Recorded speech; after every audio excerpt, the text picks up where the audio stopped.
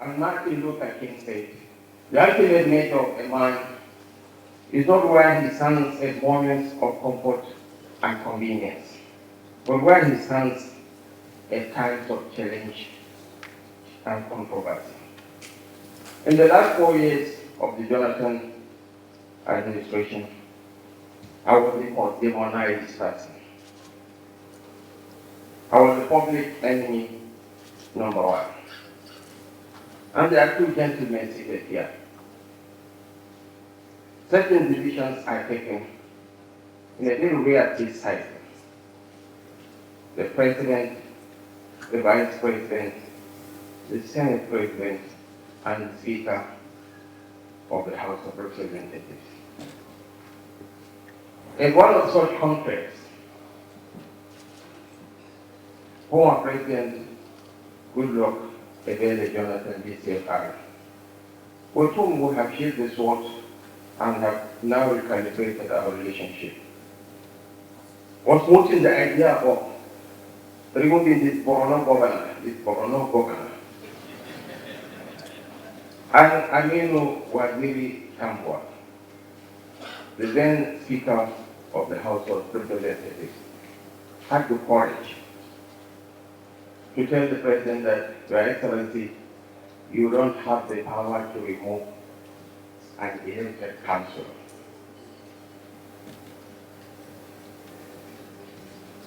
The President was still not convinced. He mooted the idea at the Federal Executive Council. I admire Mr. Mohammed Bello Advocate, fundamentally for his courage and for his convictions and for his capacity to stand for what he believes in. He told the then President that, Mr. President, you do not have the power to remove a sitting governor, not even a council. They sought for the opinion of another SAN in the cabinet, Kabir Turaki, who said, I'm concurring with the opinion of my senior colleague. That was how the matter was laid to rest, but that was how my relationship with Mr. Bello Advocate and Aminu Waziri Tambua became eternally sealed.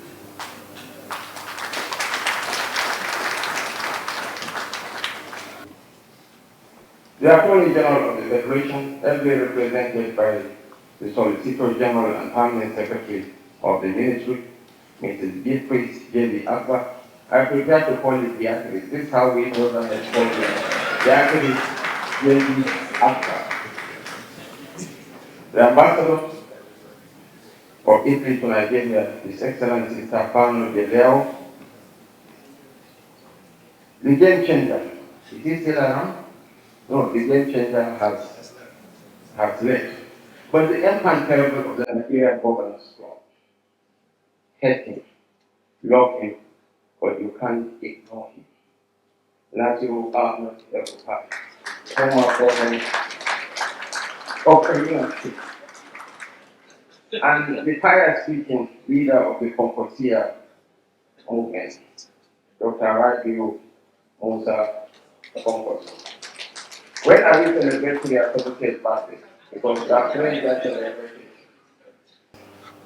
We have PDP. We have new PDP.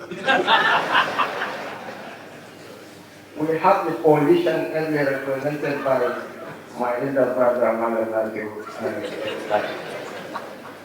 We have the NNPP, APP, every represented by. But this is a reflection, this is a kaleidoscope of colors. What binds us together supersedes whatever that divides us.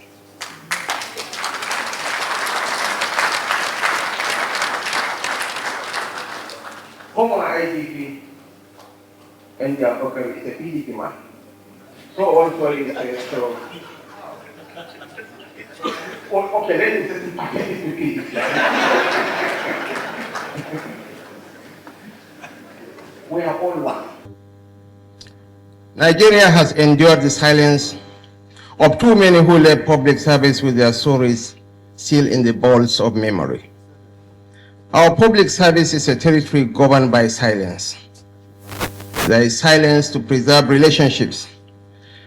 There is silence to protect secrets too delicate to disclose.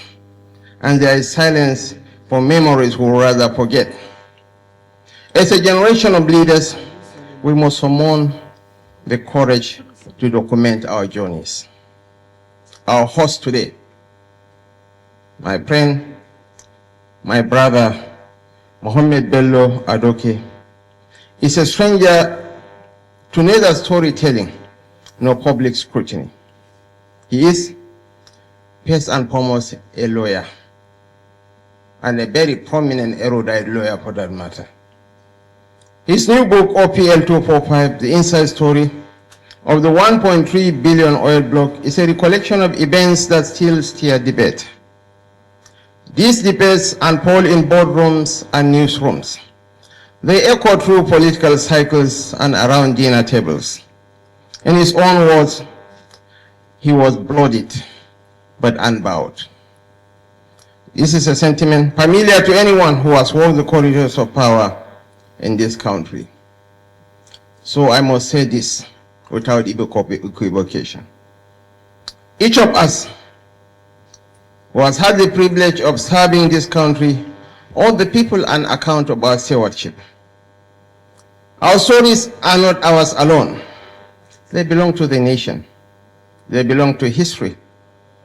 We must never forget that public service is, in the end, a life lived on the dock in the court of public opinion.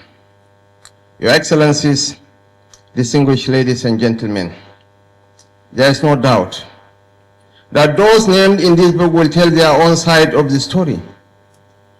That indeed is how history finds its balance.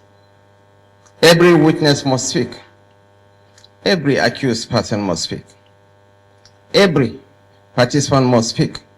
And as they do, we are reminded of a sobering truth. Life itself is a litigation with no end. There is no final adjournment in the pursuit of justice. There is no permanent discharge in the reckoning of history. We have always been summoned, not by a judge, but by conscience and by posterity. This book, therefore, is an access card to the next phase of hearings in the court of public opinion. The pages of this work will inspire debates. They will provoke rebuttals. They will ignite fresh investigations. These conversations will take place in drawing rooms, in lecture halls, and in the columns of tomorrow's newspapers. I believe that Dr. Ruben Abati will feature this book in his next call. But this is the nature of storytelling. It expands the moment it is shared with the public. Those who have walked this path carry scars that do not always show. They bear burdens that do not always make it into official reports. That is why we must commend every attempt to document our stories. Not because they are perfect, but because they are necessary. Not because they end the conversation, but because they begin it. The courts may close. The headlines may fade. The official records may be revised, but the conscience of a nation never adjourns. In that eternal courtroom, we are all on trial.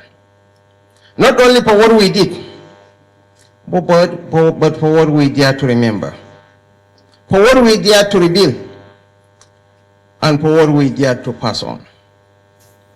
As we live here today, we must realize something fundamental. This culture of accounting for our place in history shall remain our solemn pact until we draw our final breath. It is a duty that binds us to one another and to the generations yet unborn. We must continue to honor this calling until we arrive at that ultimate destination where our stories are no longer ours to tell, where our memories yield to eternity, and where judgment is neither appealed nor revised, but sealed forever. Mr. Adoke, thank you for telling your own side of the story. May our nation continue to prosper. May we continue to be united in the cause of this our great nation. Thank you, and may God bless us all.